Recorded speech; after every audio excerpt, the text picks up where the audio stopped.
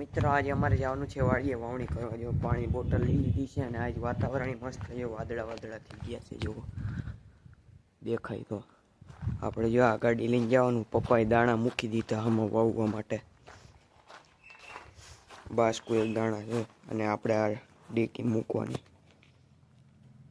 તો પછી અમે લીધો ભાગ ને નીકળી ગયા વાડી બાજુ. તમે વ્યૂ એન્જોય કરો.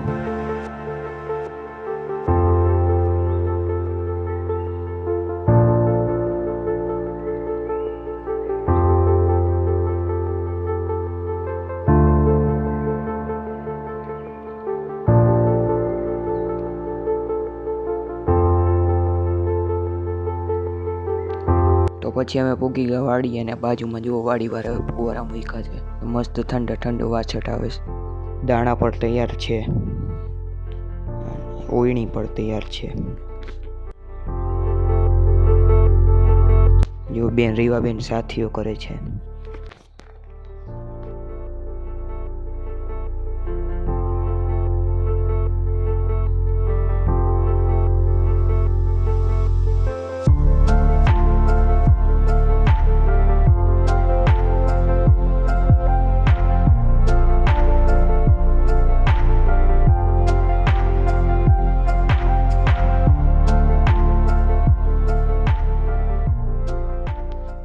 હવે ટ્રેક્ટરમાં પણ ચાંદલા કરે છે.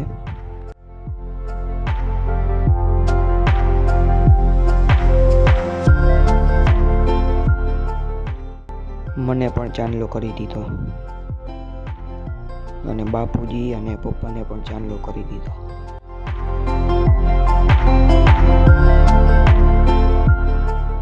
હવે ઓયણીને પણ ચાંદલો કરે છે.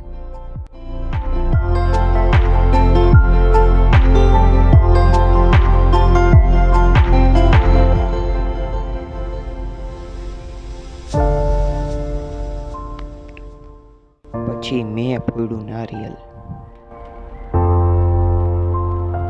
પછી હું બે ગયો ટ્રેક્ટર રાખવા.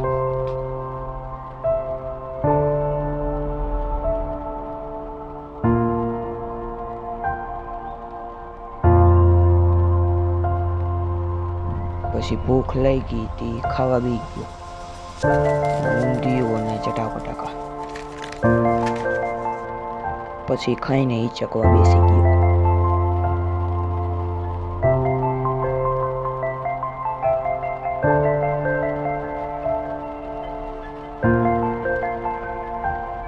પછી પાછું ટ્રેક્ટર હાથમાં લઈ લીધું.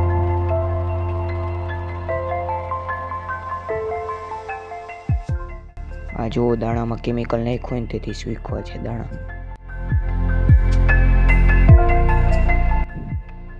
હાંકતા જો ચેન તૂટી ગઈ આ ચકેડાની.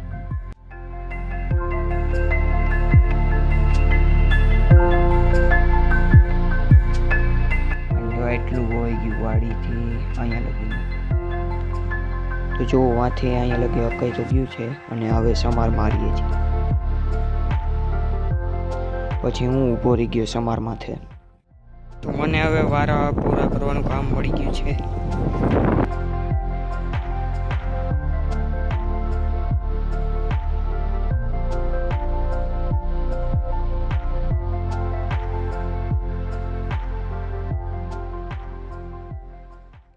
હવે તમે વ્યૂ એન્જોય કરો.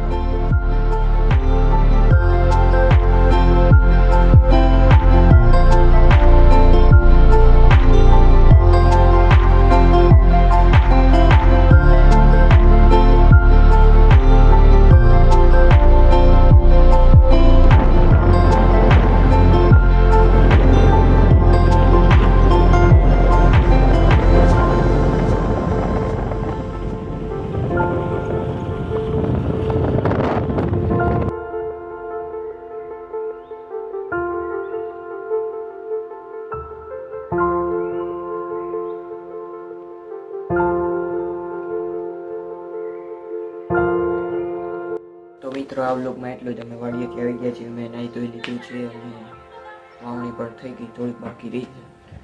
અને હમણાં થોડાક દિવસોમાં પાછું સોયાબીન પણ વાવવાનું થશે. વરસાદ આવી ગયો છે એટલે થોડાક દી હમણાં ખમવું જોશે, કારણ કે ભીના ખેતરમાં વવાય નહીં. આ જો અંધારું કેટલું છે. અહીંયા આ બાજુ અત્યારે બહુ નથી, પણ જુનાગઢ બાજુ વરસાદ છે ને વાડી બાજુ છે. તો મળીએ બીજા બ્લોગમાં.